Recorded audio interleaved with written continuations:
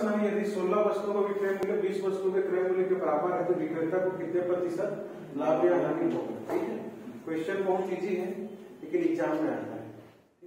कुछ नहीं करना है इसमें, 16 वस्तुओं का विक्रय मूल्य, तो 16 का क्या लिखेंगे हम लोग, एसपी मतलब विक्रय मूल्य सेलिंग प्राइस, इसके बराबर है आपका 20 सीपी क्रय मूल्य के बराबर।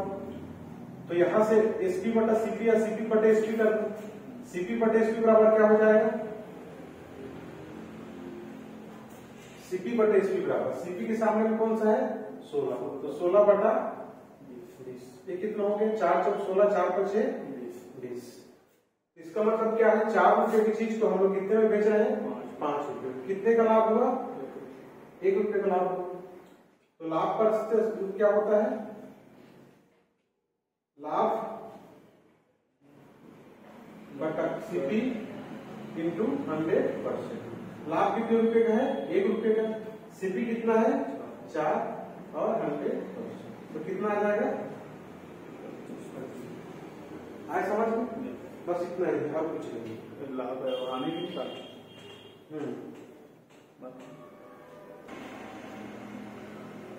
देखो सेम क्वेश्चन है, 8 वस्तुओं क्रय मूल्य 9 वस्तुओं के विक्रय मूल्य के बराबर है, विक्रेता को कितने प्रतिशत लाभ या हानि होगा। तो क्या करोगे, देखो अब इस बार क्रय मूल्य बोल दिए हैं तो 8 सीपी बराबर 9 सीपी बटा एसपी बराबर क्या हो जाएगा, हमेशा कोशिश करना सीपी के ऊपर लिखेंगे। सीपी के सामने कौन है 9, तो 9 बटा कितना हो गया, तो देखो 9 रुपए की चीज को कितने रुपए में बेच रहे हैं 8 रुपए, तो कम में बेच रहे हैं, कितने कम में बेच रहे हैं 1 कम में, तो लाभ होगा कि हानि होगा, हानि होगा। तो हानि प्रतिशत मतलब क्या हो जाएगा, हानि बटा सीपी पूरी, हानि कितना हो गया 1 का, सीपी कितना है 9 इंटू 100%। ये कितना हो जाएगा 11 से 1 बटा 9%, ये क्या है आपका।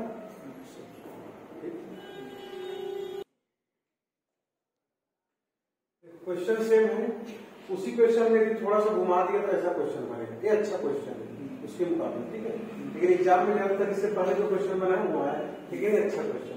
यदि 20 वस्तुओं को क्रय मूल्य 100 वस्तुओं के विक्रय मूल्य के बराबर है और लाभ प्रतिशत 25 है तो 100 का मान क्या है। ठीक है, जो प्रोसेस से हम लोग किए उसी प्रोसेस से बना सकते हैं, इसको कई तरीके से बना सकते हैं। देखो कैसे बनेगा, 20 वस्तु का क्रय मूल्य मतलब 20 का सीपी बराबर 100 का एसपी, कितना समझ गए। अब सीपी बटा एसपी बराबर क्या होता है 100 बटा क्या होगा 20। अब देखो 100 का वैल्यू हमको पता नहीं है, ठीक है, तो यहां से एक चीज और दिया है, क्या दिया है 25%, तो 25% बराबर क्या होगा 1 बटा 4। तो कहने का मतलब 4 रुपए की चीज को कितने में बेच रहे हैं हम लोग 5 रुपए में, 1 रुपया लाभ हो रहा है। ठीक है, तो यहां से कंपेयर कर लो, सीपी बराबर 4 एसपी बराबर 5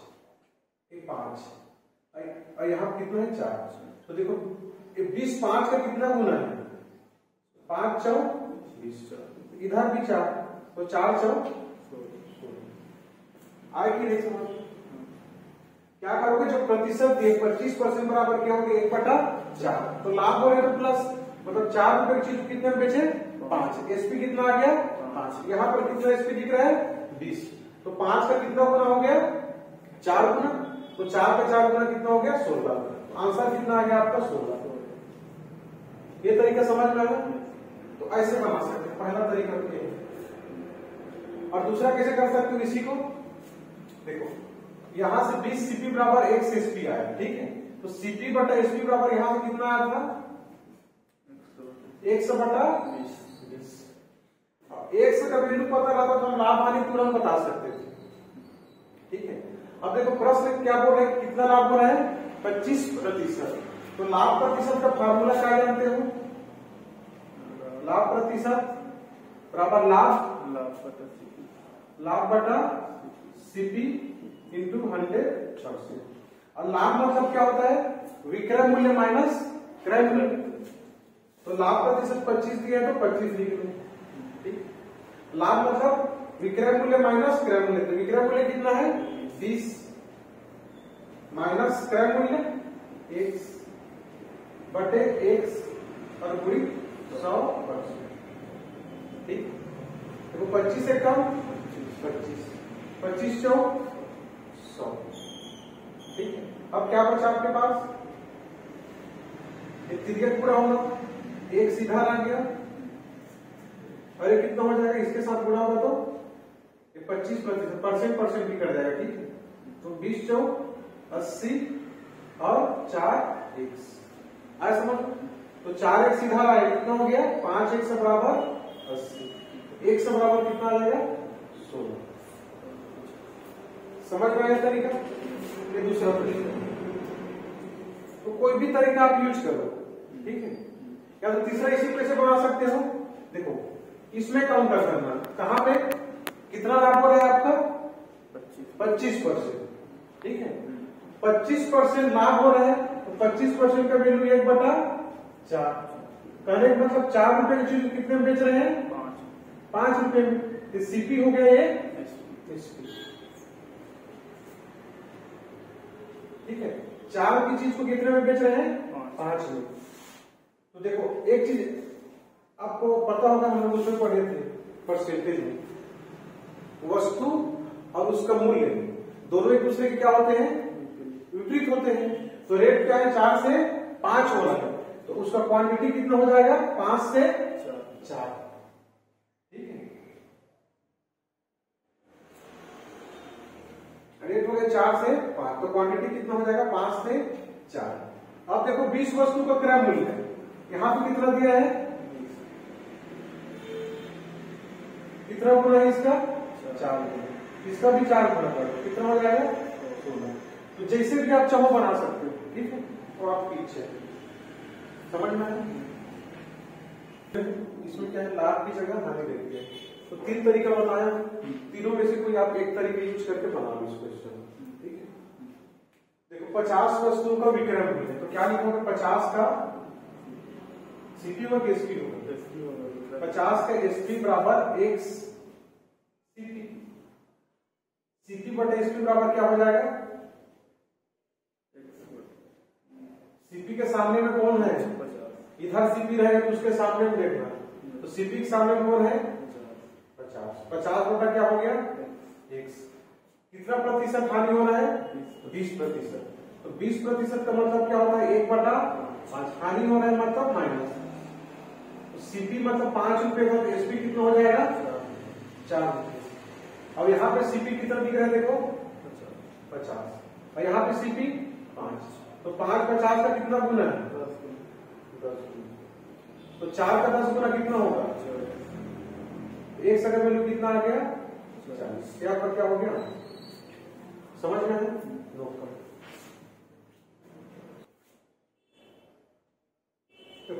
छठवां नंबर क्वेश्चन पहले करते हैं, उसके बाद 5 कर जाएंगे। देखो 12 कापी बेचने पर 4 कापी के विक्रय मूल्य के बराबर हानि होती है। तो देखो इससे पहले वाले जो क्वेश्चन किए थे, ठीक है, इसमें और उसमें अंतर देखो। उसमें क्या बोलेगा 12 वस्तु के विक्रय मूल्य 4 वस्तु के क्रय मूल्य के बराबर है, या फिर 12 वस्तु के क्रय मूल्य 4 वस्तु के विक्रय मूल्य के बराबर है।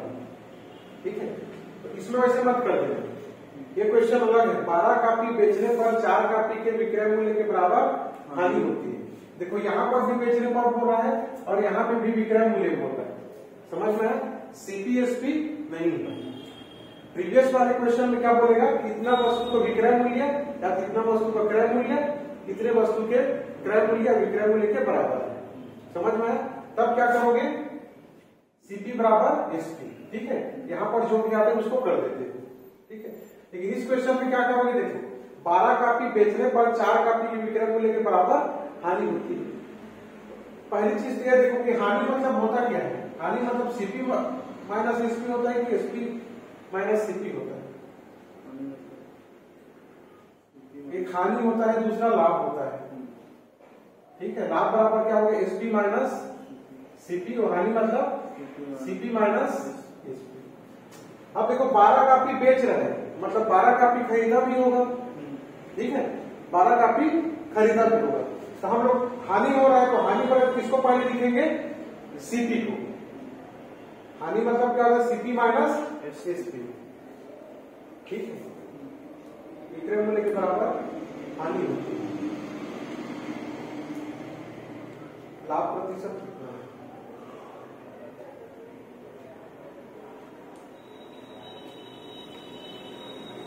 क्वेश्चन क्या है,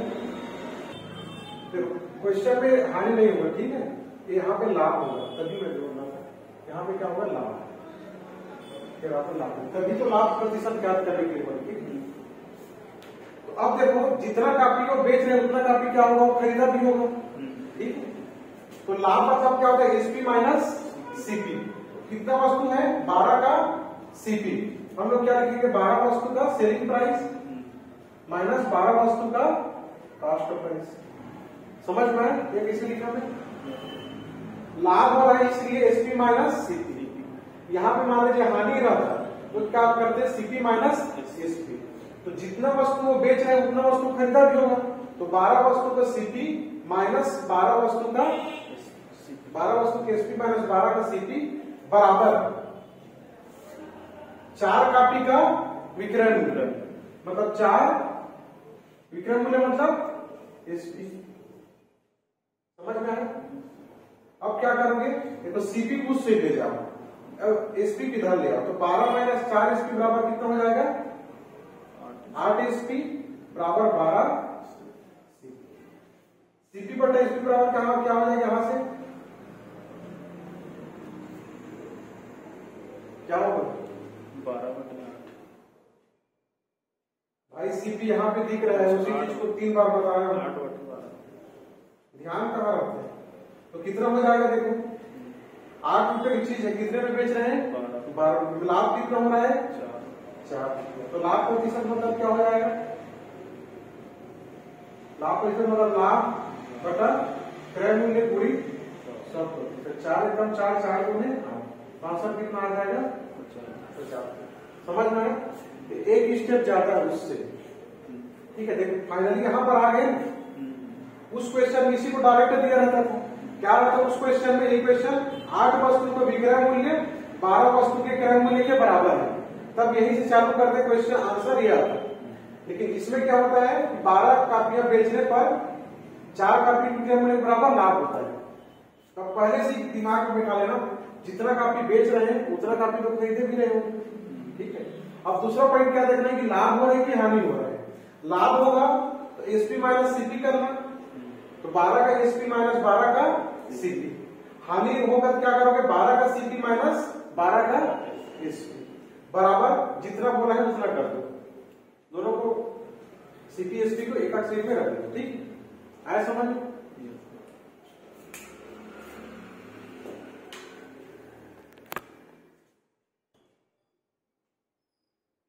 एक क्वेश्चन तो हो गया, इसमें आते हैं 17 के अंदर 720 रुपए बेचने पर, ठीक है, ये 720 को यहां पर भी स्किप कर दो, छोड़, ठीक। तो क्या क्वेश्चन होगा, 17 गेंदे तो या 17 गेंद बेचने पर 5 गेंदों के क्रय मूल्य के बराबर हानि होती है, सेम क्वेश्चन है, यहाँ पे उसका प्राइस भी दे दिया है, ठीक है। तो क्या करोगे, यहाँ पे क्या कहते हैं, 12 कापी बेचने पर 4 कापी क्रय मूल्य के बराबर क्या होता है, लाभ होता है। यहाँ पर क्या था, लाभ, इसलिए आप क्या किए थे, एसपी माइनस सीपी किए थे। लेकिन यहाँ पर क्या हो रहा है, आपका हानि हो रहा है, तो क्या करोगे, सीपी माइनस एसपी।